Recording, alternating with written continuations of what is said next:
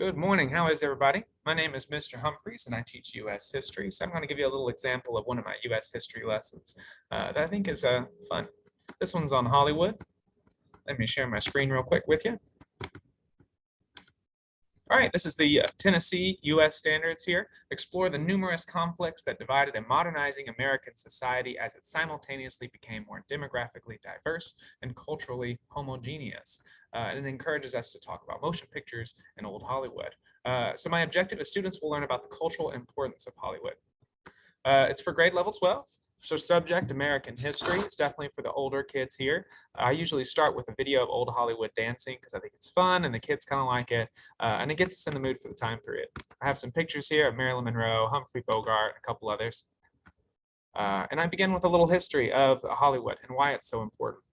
For one reason, America dominated the film industry because of different events going on in the world. World War I and World War II made it really hard for Europe to make movies at the same time. It takes a lot of money to make movies, and it takes a lot of stability in the region. And America had that. Unfortunately, places like France were going through all kinds of stuff and weren't able to make the same films that America was or anything on America's level, which was kind of like a power vacuum. And America was able to explain what it means to be American to the rest of the world. So we're going to be pushing ideas like democracy, civil liberties, freedom, our views on women. All of those things are going to be broadcasted to the world through old Hollywood. And I think it's real fun. I usually show a clip from Casablanca. It's a classic for sure. So one of the inventions that starts this whole thing is by Thomas Edison. He invents the first motion picture device, and he starts one of the first film companies. Hollywood is going to be the center of movie making for a while here, and that's because California is great for making Western movies. And back in the 1920s and 30s, that was a hugely popular genre. So it's pretty cool where the origins of all those things go. Back in the day, there were 5 major studios that made all of the movies, and they had a monopoly over the whole industry, which is a little different. They made it very difficult for independent film stars and film groups to make movies. It was very difficult for African Americans to get into the movie industry because of the racism, but not just racism in the 1920s and 30s. There's financial barriers. It takes millions of dollars in investments and capital to build up, and it was harder for African Americans to have that post-slavery and segregated South. There was a lot of challenges and barriers for African Americans to get into the industry.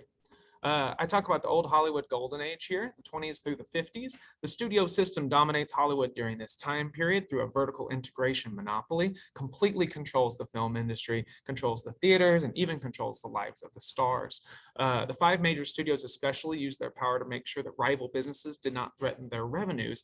And the studios owned the theaters as well as the films, which meant they would not show rival filmmaker movies at their cinemas. This kind of gave them a vice grip on the film industry, these major studios. This time period was very money driven, kind of like how movies are now, usually there to make money. Studios use the popularity of certain genres to push higher sales. So you'll see movies like musicals, gangster films, film noirs, westerns, and they start to become very formulaic and almost kind of generic because they know they can make money making these things and they don't want to make anything too controversial because they want to get people in the seats and stuff. Definitely reminiscent of today's time period.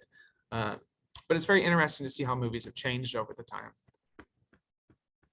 There's some more stars here. Usually at the end of the lesson, I have the students for homework watch a video on watch one of the films. I give them a list of old Hollywood films from the 20s and 50s, and then they choose from that and then write a paragraph on it. And it's a good time, and I like discussing it with the students.